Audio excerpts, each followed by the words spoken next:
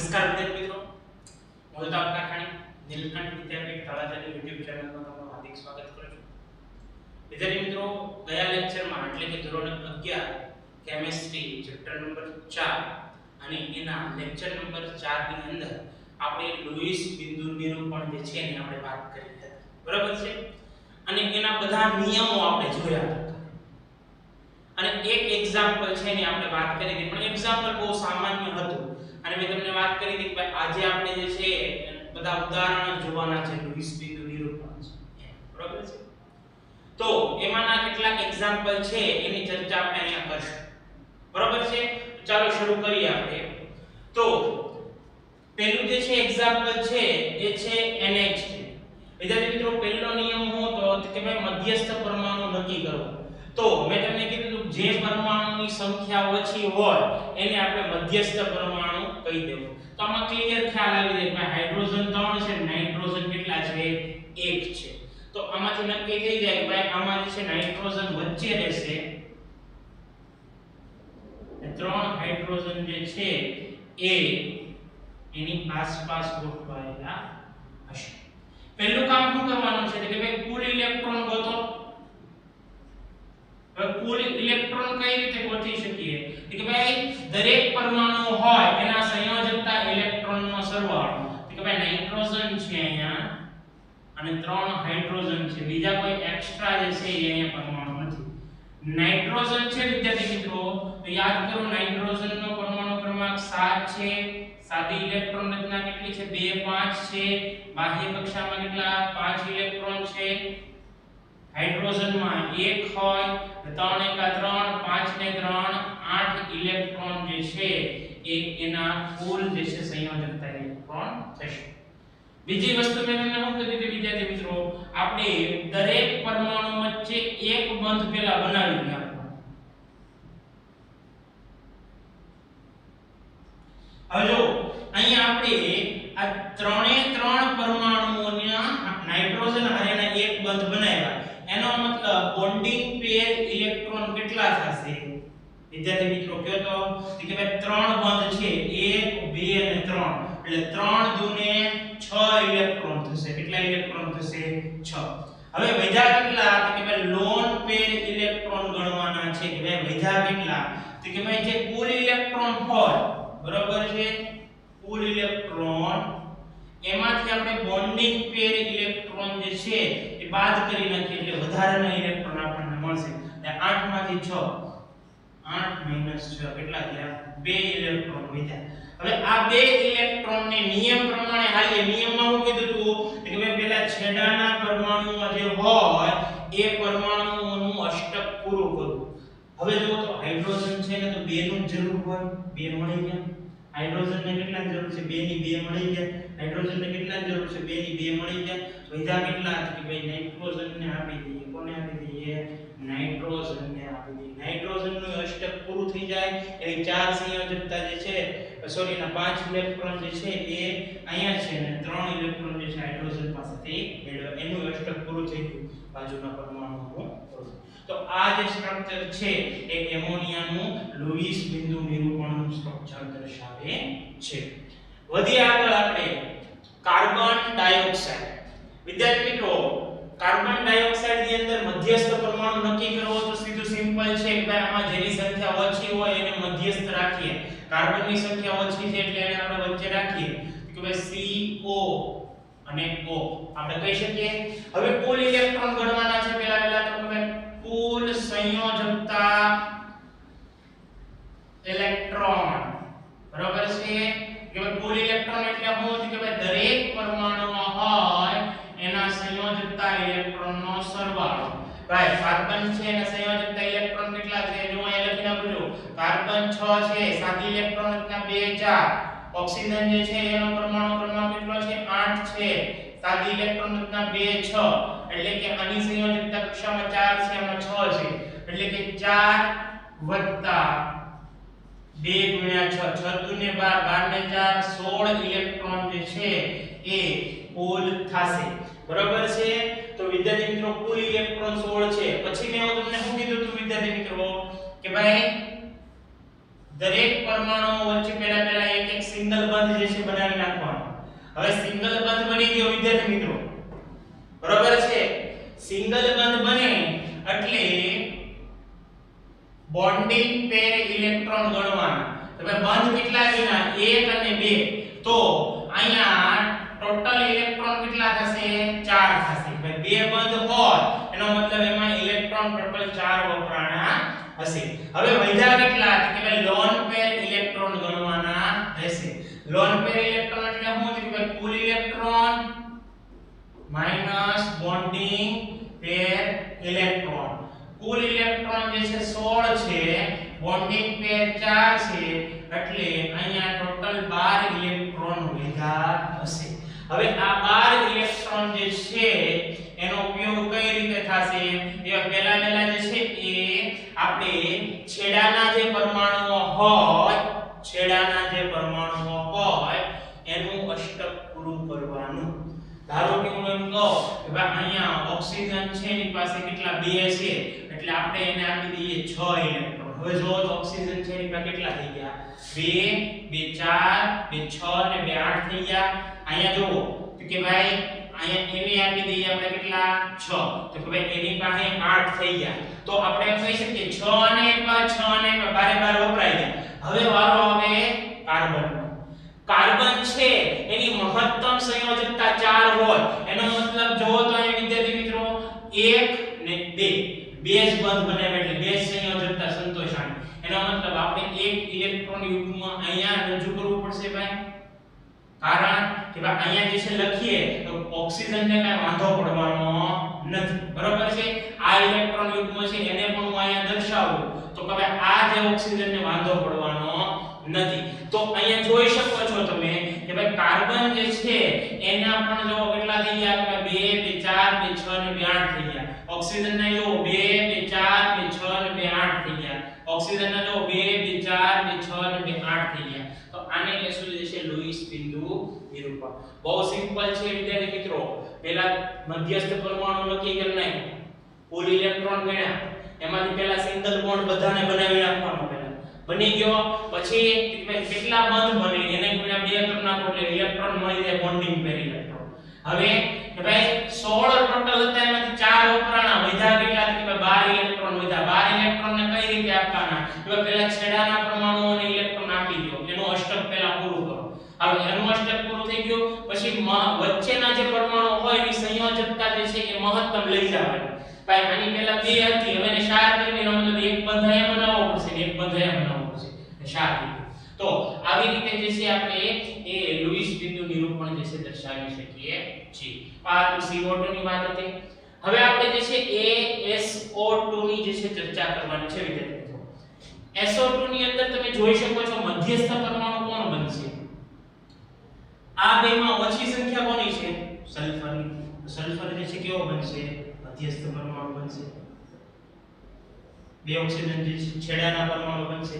પહેલા આપણે શું કરશું કે ભાઈ કુલ જે છે એ સંયોજકતા ઇલેક્ટ્રોન જે છે આપણે મેળવવાના છે. કુલ સંયોજકતા ઇલેક્ટ્રોન એટલે શું કે ભાઈ દરેક જે છે એ પરમાણુઓના સંયોજકતા ઇલેક્ટ્રોનનો સરવાળો. સલ્ફર છે એનો પરમાણુ ક્રમાંક કેટલો છે? તો કે 16 છે ભાઈ. 2 8 6 એટલે બાહ્ય કક્ષામાં કેટલા છે? 6. ઓક્સિજન છે એનો પરમાણુ ક્રમાંક 8 છે, 2 અને 6 એટલે એમાં પણ જે છે 6 આવશે. તો આપણે એમ કહી શકીએ કે ભાઈ 6 + 2 કૌંસમાં 6 6 × 2 = 12 12 ને 6 એટલે 12 ને 6 18 થશે, બરોબર છે ભાઈ. 12 ને 6 કેટલા થઈ ગયા? 18 ઇલેક્ટ્રોન વિશે થાય છે. હવે પહેલું કામ જે છે વિદ્યાર્થી મિત્રો મેં તમને કીધું હતું કે ભાઈ પહેલા જે છે દરેક પરમાણુ વચ્ચે એક બંધ તો બનાવી જ નાખવાનો, બરોબર છે. હવે એક બંધ બનાવો એટલે બોન્ડિંગ પેર ઇલેક્ટ્રોન આપણને મળશે. બોન્ડિંગ પેર ઇલેક્ટ્રોન એટલે શું કે 2 બંધ બન્યા એને ગુણ્યા 2 એટલે કે 2 બંધ અને એમાં ઇલેક્ટ્રોન કેટલા વપરાણા? 2 ઇલેક્ટ્રોન વપરાય એટલે 2 × 2 4 ઇલેક્ટ્રોન થશે, બરોબર. હવે વધ્યા કેટલા? કુલ 18 હતા એમાં 4 વપરાણા, કેટલા વધ્યા કે ભાઈ 18 - 4 એટલે 14 ઇલેક્ટ્રોન જે છે એ બંધ બનાવ્યા વગરના એમનેમ રહ્યા છે. હવે આનો ઉપયોગ ક્યાં કરવાનો? કે ભાઈ આનો જે ઉપયોગ જે છે એ આપણે એ છેડાના પરમાણુઓની અષ્ટક રચનામાં કરવાનો. કે ભાઈ આનો અષ્ટક પૂરું કરવું હોય તો મારે એને 6 આપવા પડે. કેટલા આપવા પડે? 6. કારણ કે 2 હતા, 6 આપ્યા એટલે 8 થઈ ગયા. હવે હું આને જે છે કેટલા આપું? કે ભાઈ એને હું 6 આપી દઉં. કેટલા આપી દઉં? 6. હવે જો તો 2 2 4 2 6 8 થઈ ગયા. 2 2 4 એટલે 6 ને 12 વપરાણા. વધ્યા કેટલા છે આમાં? કે ભાઈ 2. ઈ આપણે કોને આપશું? સલ્ફર. હવે તમે આની અંદર જો વિદ્યાર્થી મિત્રો, સલ્ફર છે એની મેં તમને સંયોજકતા કીધી હતી. ભાઈ સલ્ફર છે એની 3 પ્રકારની સંયોજકતા છે. 2 છે, 4 છે અને 3 6 છે. તો મહત્તમ કેટલી છે? 6. એનો મતલબ સલ્ફર જે છે એ 6 સંયોજકતા સુધી જવાની કોશિશ કરશે. 6 સંયોજકતા સુધી જવાની કોશિશ કરશે. એમ એને જો મોકો મળે તો 6 સુધી જાય. હવે ક્યારેક 4 સુધી પણ સીમિત રહે. બરોબર? એટલે અહીંયા જે છે આપણે એમ કહીએ કે ભાઈ 2 2 4 2 6 છે. હજી એક આપણે બંધ બનાવી નાખીએ. જો તો કેટલા? કે ભાઈ આના તો 8 એમ ન રહેશે.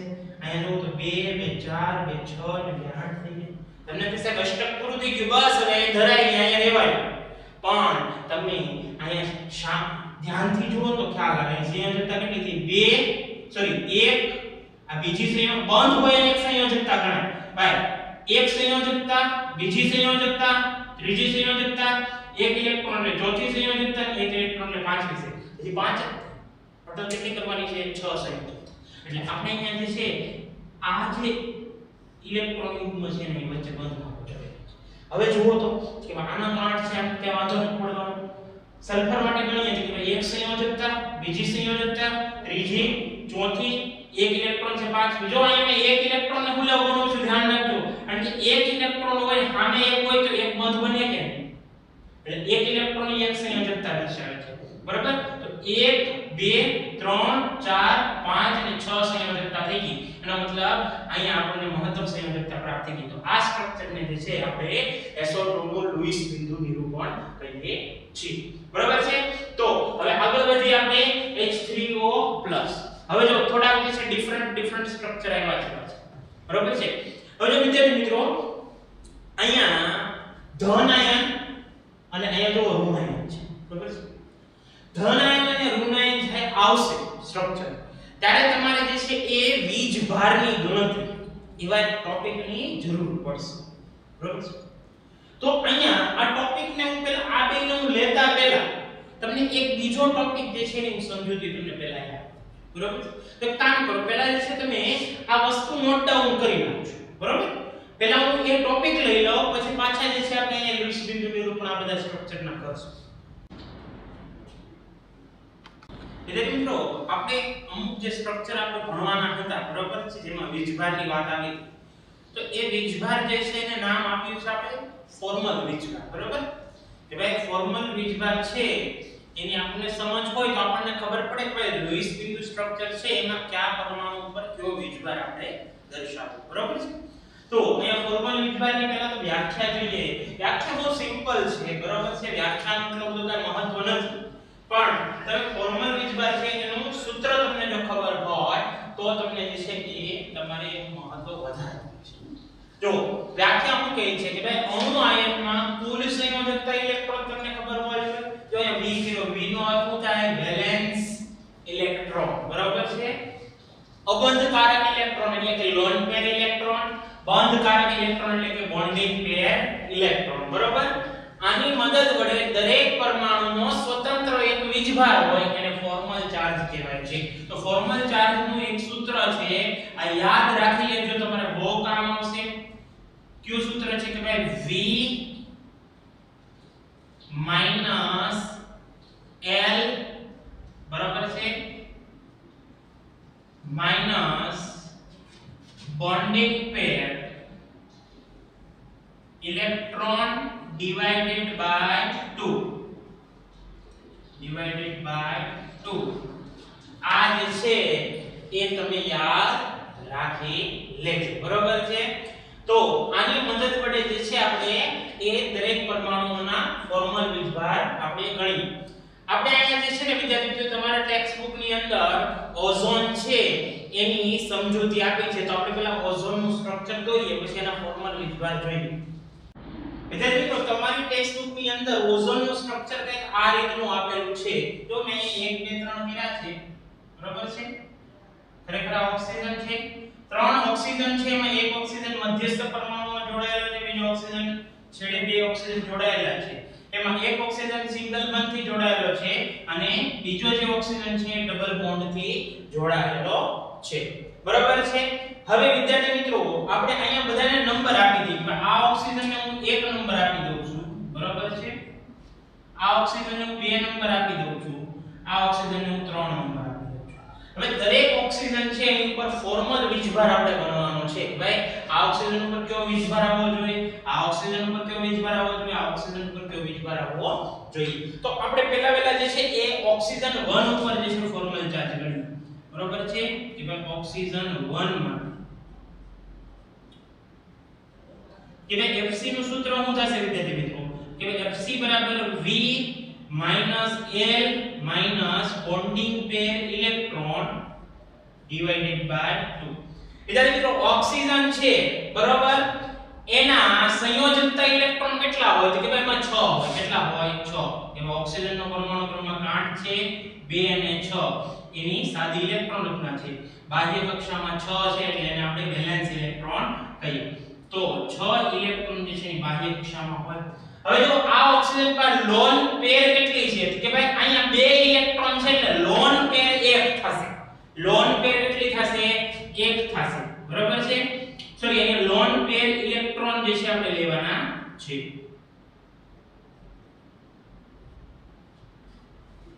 તો અહીંયા 2 ઇલેક્ટ્રોન જે છે લોન પેરના થશે, બરાબર. પછી માઈનસ અહીંયા બોન્ડિંગ પેર ઇલેક્ટ્રોન કેટલા છે વિદ્યાર્થી મિત્રો? તમે જુઓ તો કેટલા બંધ બનાવે છે ઓક્સિજન? એક બંધ અહીંયા બનાવે, બે બંધ અહીંયા બનાવે, ટોટલ 3 બંધ બનાવે. 3 બંધ હોય એમાં ઇલેક્ટ્રોન ટોટલ કેટલા થાય? કે 6 ઇલેક્ટ્રોન જે છે એની અંદર જોવા મળે. 6 ઇલેક્ટ્રોન ડિવાઇડેડ બાય 2 એટલે આપણે 6/2. તો અહીંયા જુઓ તો કે ભાઈ 6 માઈનસ 2, 6 ભાગ્યા 2 એટલે કેટલા? 3. એટલે કે 3 દુને 3 ને 2 5 એટલે 6 માઈનસ 5 એટલે કે આની ઉપર આવશે +1 વીજભાર, બરાબર. એટલે મિત્રો આપણે અહીં જોયું કે ઓક્સિજન 1 માટે જે છે વીજભાર કેટલો આવે? +1. તો આપણે અહીં લખી શકીએ કે +1, બરાબર છે. હવે આપણે ઓક્સિજન નંબર 2 માટેની વાત કરવાની છે. ભાઈ બીજા ઓક્સિજન ઉપર જે છે એ કયો ફોર્મલ વીજભાર આવે? સૂત્ર શું છે? V lone pair electron bonding pair electron divided by 2. હવે જો અહીંયા સંયોજકતા ઇલેક્ટ્રોન ઓક્સિજન છે એટલે 6 જશે, બરાબર છે. લોન પેર ઇલેક્ટ્રોન કેટલા છે? જો તો અહીંયા 1 2 3 અને 4 કે ભાઈ બંધ બનાવ્યા વગરના 4 ઇલેક્ટ્રોન છે, બરાબર છે. અને બોન્ડિંગ પેર કેટલા છે? કે ભાઈ અહીંયા 1 અને 2 બંધ છે એટલે ટોટલ 4 ઇલેક્ટ્રોન થાય એટલે 4/2 એટલે 6 માઈનસ 4, 4 ભાગ્યા 2 એટલે 2 એટલે 6 માઈનસ 6 એટલે કે એની અંદર 0. મતલબ આની ઉપર એક પણ વીજભાર આવતો નથી, તટસ્થ છે એમ કહી શકીએ. હવે આપણે જે છે વિદ્યાર્થી મિત્રો ત્રીજા નંબરના ઓક્સિજન કે O3 નો અર્થ એવો નથી કે ઓઝોન. O3 એટલે ત્રીજા નંબરના ઓક્સિજન માટે આપણે Fc ગણવાનો છે, બરાબર છે. Fc નું સૂત્ર શું થશે? V lone pair electron bonding pair electron divided by 2, બરાબર. વિદ્યાર્થી મિત્રો જોવો તો કે ઓક્સિજન છે તેમાં વેલેન્સ ઇલેક્ટ્રોન 6 છે, લોન પેર કેટલા છે કે ભાઈ 1 2 3 4 5 6 ઇલેક્ટ્રોન છે અને બોન્ડિંગ એટલે એક જ બંધ બનાવ્યો એટલે એના 2 ઇલેક્ટ્રોન અને ડિવાઇડેડ બાય 2 એટલે 6 1 થશે, બરાબર. કે ભાઈ 6 7 એટલે કે -1 આવશે. એનો મતલબ આની ઉપરનો જે વીજભાર છે એ -1 આવશે. વિદ્યાર્થી મિત્રો મને કહો તો તમે ઓવરઓલ વીજભાર કેટલો છે? ઓવરઓલ વીજભાર તમે કહી શકશો આનો +1 છે આનો -1 છે, બેની બાદ કરીએ એટલે 0 થઈ જાય.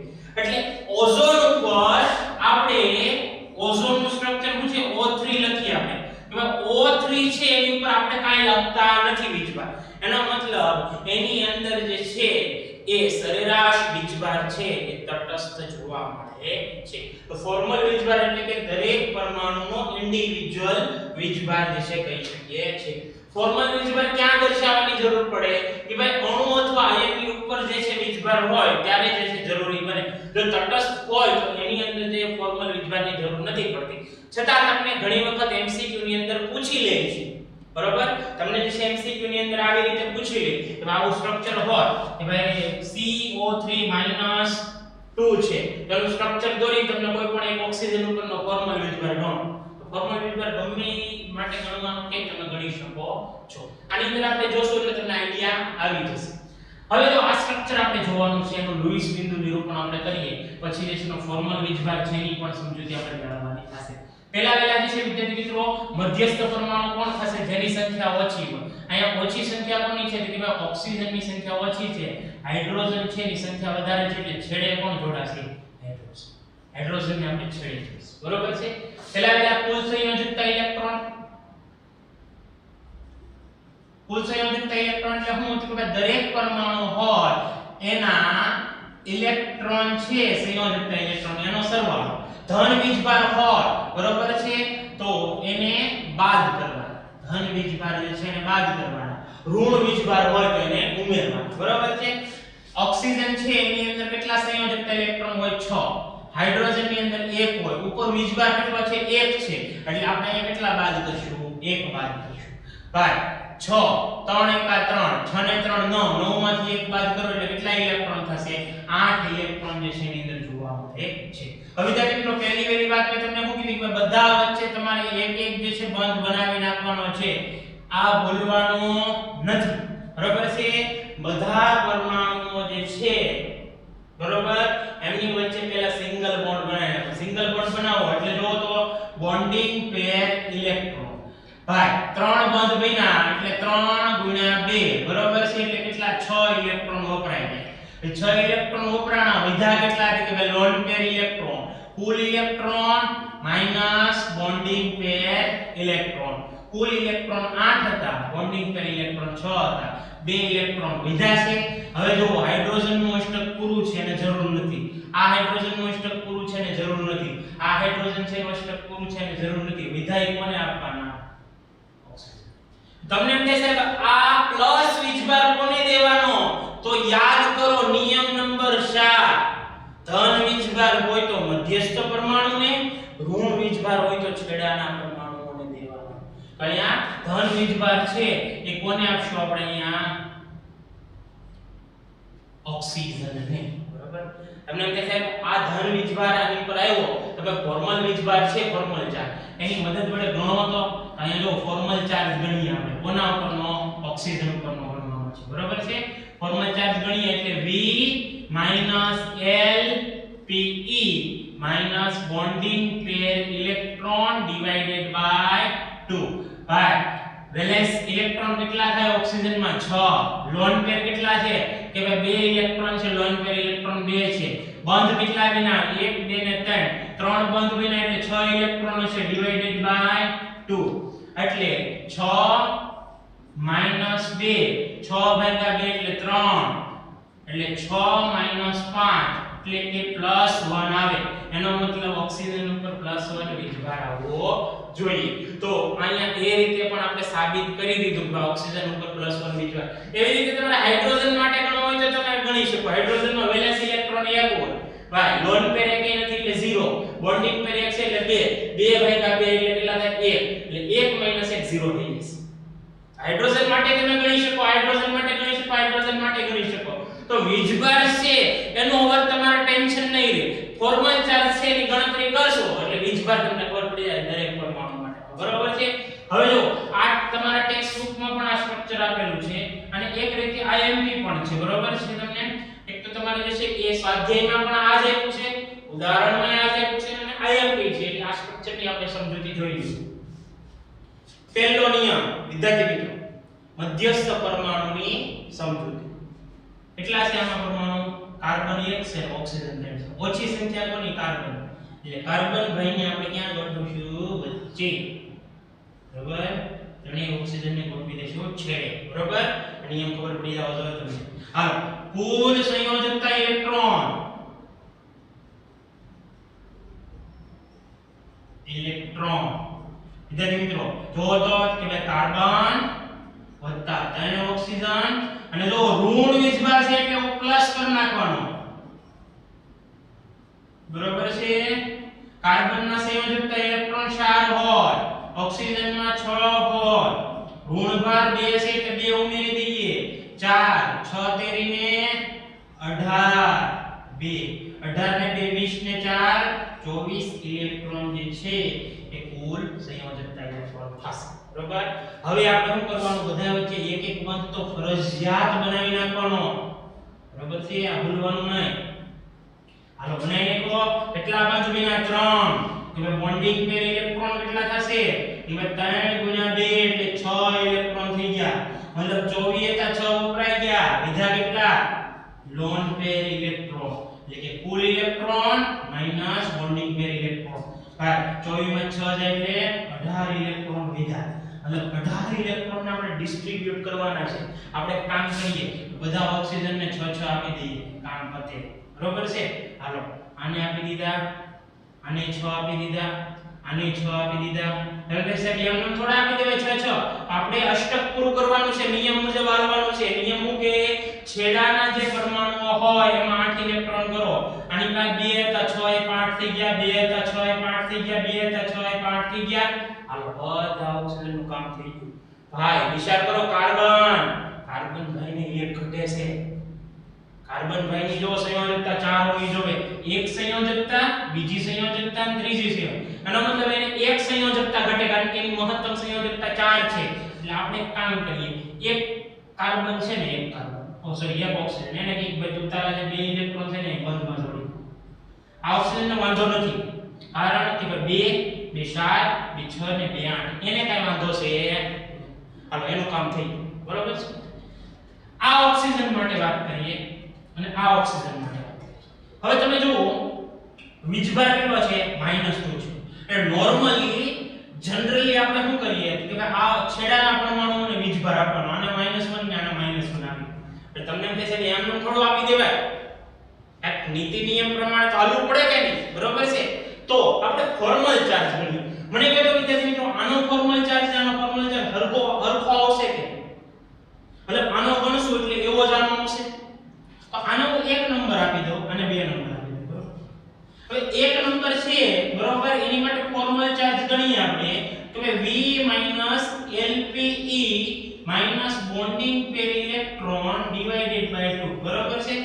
હવે જો ઓક્સિજન છે, સંયોજકતા ઇલેક્ટ્રોન 6 હોય, લોન પેર ઇલેક્ટ્રોન કેટલા છે? 1 2 3 4 5 6 ઇલેક્ટ્રોન.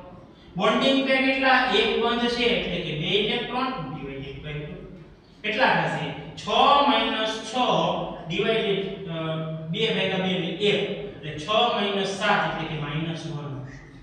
સેમ જેવું આની ગણતરી થઈ એવી જ આની આવશે. તમે ટ્રાય કરજો, 2 નંબર માટે ટ્રાય કરજો. એમાં પણ -1 આવશે. એનો મતલબ અહીંયા -1, અહીંયા શું આવશે? -1. તો આખું એનું સ્ટ્રક્ચર છે ને લખવું હોય તો આમ લખી શકાય. Carbon double bond oxygen, single bond oxygen minus single bond oxygen. આવી રીતે દર્શાવશે. હા, એને ઇલેક્ટ્રોન દર્શાવવાના, ભૂલવાના નહીં હો ભાઈ. લોન પેર ઇલેક્ટ્રોન ભૂલવાના નથી. છે અહીં દર્શાવી દેવાનું ખોટું. બરોબર છે. હાલો તો આ સ્ટ્રક્ચર જે છે આપણે દર્શાવી શકીએ -m-. તો આને કહેવાય છે ફોર્મલ ચાર્જ. બરાબર. હવે વિદ્યાર્થી મિત્રો આપણે આવીએ આ સ્ટ્રક્ચર. આ સ્ટ્રક્ચર હેલું છે. આ સ્ટ્રક્ચર હું તમને હોમવર્કમાં આપું છું. આ તમે ટ્રાય કરવાનું છે વિદ્યાર્થી. બરાબર. આ સ્ટ્રક્ચર હું તમને હોમવર્કમાં આપું છું. એ તમે ટ્રાય કરજો. હવે આપણે જે છે એની પછીનું સ્ટ્રક્ચર છે એના પર થોડી મહેનત કરીએ. PO4 -3 અહીંયા હું લઈ લઉં છું. બરાબર. આ તમને હોમવર્કમાં આપ્યું અને અહીંયા હું લઈ લઉં છું PO4 આ સ્ટ્રક્ચરની આપણે ચર્ચા. બરાબર. વિદ્યાર્થી મિત્રો તમે હવે મને કહો તો મધ્યસ્થ પરમાણુ નક્કી થઈ ગયો સાહેબ. ફોસ્ફરસને ગોઠવી દો પૂછ્યા વગર જ. ત્યાર ઓક્સિજન શારે જે છે ને છેડે ગોઠવી. હા, આ નક્કી કરી નાખવાનું. બરાબર છે. હવે કુલ સંયોજકતા ઇલેક્ટ્રોન ગણવા. કુલ સંયોજકતા ઇલેક્ટ્રોન ભાઈ દરેક પરમાણુઓ હોય એના કાંઈક ઇલેક્ટ્રોન હોય સંયોજકતા, ઈ બધાયનો સરવાળો કરો. જો ઋણ વીજભારને ઉમેરો કરી દો, ધન વીજભાર હોય એની બાદબાકી કરી દો, બરોબર છે. ધન છે સોરી ઋણ છે તો ઉમેરો કરશું, ધન હોય તો બાદબાકી થાય. ફોસ્ફરસ છે વિદ્યાર્થી મિત્રો, એનો પરમાણુ ક્રમાંક છે કેટલો? 15 છે. સાદી ઇલેક્ટ્રોન હતા 2 8 5 છે, મતલબ બાહ્ય કક્ષામાં કેટલા ઇલેક્ટ્રોન છે? 5 ઓક્સિજનમાં 6 હોય, ઋણ વીજભાર 3 છે એટલે 5 6 24 ને 3. જો 5 ને 3 8 એટલે કે 8 + 24 એટલે 6 ને 2 32 ઇલેક્ટ્રોન જે છે ટોટલ થશે, બરાબર છે. ટોટલ કેટલા ઇલેક્ટ્રોન થઈ ગયા? 32. હવે પહેલો નિયમ શું કીધો વિદ્યાર્થી મિત્રો તમને? કે બધા પરમાણુ વચ્ચે પૂછ્યા વગર છે એક એક બંધ બનાવી નાખવાના. આ કામ તો બધાએ કરી જ નાખવાનું. થઈ ગયું? એનો મતલબ બોન્ડિંગ પેર ઇલેક્ટ્રોન કેટલા થશે? હાલો 7 2 8 ઇલેક્ટ્રોન. 32 હતા 8 વપરાણા, વિધા કેટલા? સાહેબ 120 વિધા 24 ઇલેક્ટ્રોન વિધા, બરાબર છે. હવે એનો મતલબ સોરી બોન્ડિંગ પેર ઇલેક્ટ્રોન 8 છે, લોન પેર ઇલેક્ટ્રોન જે છે એ વિધા હોય એટલે કે કુલ electron minus bonding pair electron એટલે કુલ 32 હતા માઈનસ 8 24 ઇલેક્ટ્રોન છે. હવે આ 24 ઇલેક્ટ્રોન છે સાહેબ, એને આપણે બધા છેડાના પરમાણુઓ જે હોય એની સંયોજકતા કક્ષાને 8 કરવાની છે. આની પાસે 2 છે, 6 આપી દો એટલે આ બે રાશિ થઈ ગયા. હાલો એના 8 થઈ ગયા. 2 આની પાસે છે અને 6 આપી દો આ રાશિ. 2 આની પાસે છે અને 6 આપી દો આ રાશિ. 2 આની પાસે છે 6 આને આપી દો આ ભાઈ રાશિ. 6 2 12 6 3 18 6 4 24 સાહેબ 24 ઉપર ગયા. બસ હવે પૂરું, ઘરે બેસી એમ નો હાલે, બરાબર. ફોસ્ફરસ છે, ફોસ્ફરસ માટે મેં તમને શું કીધું હતું? ફોસ્ફરસ છે ને ભાઈ એની બે પ્રકારની સંયોજકતા છે, એક તો 3 ને એક છે 5. 3 અને 5 મહત્તમ સંયોજકતા કઈ કહેવાય? 5 કહેવાય. એનો મતલબ એ 5 બંધ બનાવે. કેટલા બંધ બનાવે? 5. અહીંયા કેટલા છે? 4 છે. એનો મતલબ એકાદા ઓક્સિજનને જે છે અહીં ઇલેક્ટ્રોન યુગ્મ આપવો પડશે કે નહીં? ધારો કે આ ઓક્સિજન જે છે ઇલેક્ટ્રોન યુગ્મ આપ્યો, હવે સંયોજકતા જો 1 બંધ 2 બંધ 3 બંધ 4 અને 5. 5 સંયોજકતા એની સંતોષાય, બરાબર છે. ફોસ્ફરસ નું કામ થઈ ગયું.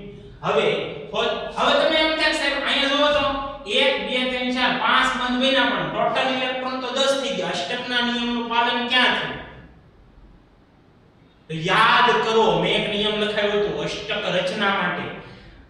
ધન વચ્ચેનો જે પરમાણુ હોય મધ્યસ્થ પરમાણુ એને છૂટ આપીથી લુઈ છે કે ભાઈ તમે જે છે ઓછામાં ઓછા 8 રાખો, પણ 8 થી વધી જાય તમારો વાંધો નહીં કરતા, ઈ તમને છૂટ આપે છે. તે વચ્ચેના પરમાણુ જે છે એની માટે મહત્તમ સંયોજકતા મહત્વની છે, એની માટે અષ્ટકનો નિયમ મહત્વનો નથી. આ એક છે ઓછા થતા હોય ત્યારે જે અષ્ટકના નિયમનું ધ્યાન રાખવાનું, પણ વધુ થતા હોય બરોબર ત્યારે જે છે અષ્ટકના નિયમને આપણે અવગણવાનો રહેશે. હવે જો તમને એમ થશે કે 3 3 વીજભાર છે એને ક્યાં દર્શાવવાનું? કે છેડાના ઇલેક્ટ્રોનમાં દર્શાવવાનું, બરોબર છે. આનો મતલબ જો વિદ્યાર્થી મિત્રો આનો ફોર્મલ ચાર્જ ગણી આના જેવો છે, આનો ફોર્મલ ચાર્જ આના જેવો છે. તમે સ્ટ્રક્ચર જોવો તો ખ્યાલ આવે, એક બંધ છે આની પાસે, એક બંધ છે આની પાસે, એક બંધ છે આની આજુબાજુ 6 ઇલેક્ટ્રોન છે, આની બાજુ 6 ઇલેક્ટ્રોન છે, આની બાજુ 6 ઇલેક્ટ્રોન છે. એનો મતલબ આપણે ત્રણ માંથી કોઈ એક ઓક્સિજનની ગણતરી કરીએ અને આ ઓક્સિજનની ગણતરી કરીએ એટલે આપણે ફોર્મલ ચાર્જ મળે છે. એટલે ત્રણ વસ્તુની ગણતરી કરવાની છે, એક આ ઓક્સિજનની, એક આ ઓક્સિજનની અને એક આ ફોસ્ફરસ, બરોબર છે. આ ત્રણેયનો ફોર્મલ ચાર્જ આપણે ગણવાનો છે. તો આપણે જો વિદ્યાર્થી મિત્રો અહીંયા હું જે છે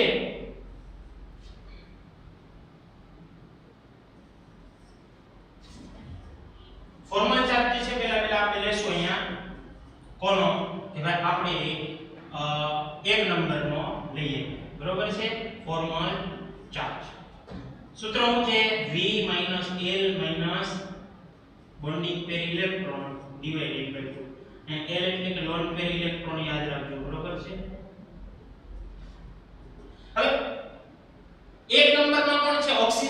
ઓક્સિજનમાં સંયોજકતા ઇલેક્ટ્રોન 6 હોય, લોન પેર કેટલા છે 2 2 4 2 6, બંધ કેટલા બનાવ્યા 1 1 હોય એટલે 2 ઇલેક્ટ્રોન હોય ડિવાઇડેડ બાય 2 બરોબર, 6 માઈનસ 6 2 એકા 2 બરોબર એટલે -1 એનો મતલબ આની ઉપર -1 આવશે, -1 આની ઉપર આવે વિદ્યાર્થી મિત્રો, તો આની ઉપર -1 આવે, આની ઉપર શું આવે -1 આવે, -1 એટલે -1 જો આપણે સોલ્વ તો થઈ ગયું છે સ્ટ્રક્ચર, છતાં તમને એમ થાય છે કે આનો વીજભાર ને આનો વીજભાર જોઈ લઈએ, ખબર પડી જાય આપણને કે એનો કઈ પ્લસ કે માઈનસ આવે છે કે નહીં. આપણે બે નંબરના ઓક્સિજન નું જોઈ લઈએ, એની અંદર જો ફોર્મલ ચાર્જ બરાબર V L bonding pair electron divided by 2. તો અહીંયા વેલેન્સ ઇલેક્ટ્રોન કેટલા હોય ઓક્સિજનમાં 6, લોન પેર કેટલા છે 1 2 એટલે 4 ઇલેક્ટ્રોન ટોટલ એના થશે, બંધ કેટલા છે 1 અને 2 એટલે ટોટલ 4 ઇલેક્ટ્રોન એના થશે ડિવાઇડેડ બાય 2. 6 4 4 ભાગ્યા 2 એટલે 2, 6 6 બરાબર 0 નો મતલબ આની ઉપર 0 આવશે. હાલો નક્કી થઈ ગયું. ફોસ્ફરસ ની સાઈડ ગણી નાખો એટલે ખબર પડે. હાલો ફોસ્ફરસ છે એની માટે formal charge V L bonding pair electron divided by 2 બરાબર. ફોસ્ફરસ ની અંદર સંયોજકતા ઇલેક્ટ્રોન 5 હોય, કેટલા હોય 5. હવે એની આજુબાજુ લોન પેર કે છે નહીં, હાલો 0 છે બરાબર. બંધ કેટલા છે 1 2 3 4 5 એટલે કે 5 બંધ એટલે ટોટલ ઇલેક્ટ્રોન 10 થઈ જાય ડિવાઇડેડ બાય 2 એટલે 5 10 ભાગ્યા 2 એટલે કે 5 કેટલા થઈ જશે. એટલે ફોસ્ફરસ ઉપર કે વીજભાર આવતો નથી. તો ઓવરઓલ સ્ટ્રક્ચર કેવું થયું આનું વિદ્યાર્થી મિત્રો જોવો તો ઓવરઓલ સ્ટ્રક્ચર જે છે આનું આપણે ગણીએ તો એકલા પકડે લખ્યા છે એટલે તમને ખ્યાલ નહીં આવે. હું તમને વ્યવસ્થિત જે છે આનું સ્ટ્રક્ચર જે છે દોરું છું એટલે તમને ખ્યાલ આવી જશે. ઓવરઓલ સ્ટ્રક્ચર જે છે એ PO4 3 નું આવું થશે. Phosphorus single bond oxygen double bond oxygen single bond oxygen. અહીંયા માઈનસ વીજભાર, અહીંયા માઈનસ વીજભાર, અહીંયા માઈનસ વીજભાર. 6 ઇલેક્ટ્રોન આની પાસે છે, 6 ઇલેક્ટ્રોન આની પાસે છે, 6 ઇલેક્ટ્રોન આની પાસે છે, 4 ઇલેક્ટ્રોન આની પાસે છે. બરોબર છે. તો આ જે સ્ટ્રક્ચર શું એ PO4 3 નું સ્ટ્રક્ચર જે છે એ કહેવાય છે. તો આ રીતે જે છે આપણે એ લુઈસ બિંદુ નિરૂપણ જે છે આપણે ગણી શકીએ છીએ. વિદ્યાર્થી મિત્રો તમને હું એક અસાઇનમેન્ટ આપીશ આના પછી બરોબર છે. ઘરે તમે ઘણા બધા સ્ટ્રક્ચર તમને આપીશ લુઈસ બિંદુ નિરૂપણ દોરવા માટે બરોબર. એ તમારા ઘરે પ્રેક્ટિસ કરવાની છે અને કહેવાનું છે કે ભાઈ તમે જે છે ડાઉટ આવો અહીંયા ત્યારે તમારે કહેવાનું છે કયા સ્ટ્રક્ચર તમને આવડ્યા કયા સ્ટ્રક્ચર નથી આવડ્યા એમને કહેજો બરોબર છે. આજનો લેક્ચર આપણે જે છે વિદ્યાર્થી મિત્રો અહીંયા સુધી રાખીએ છીએ. Thank you.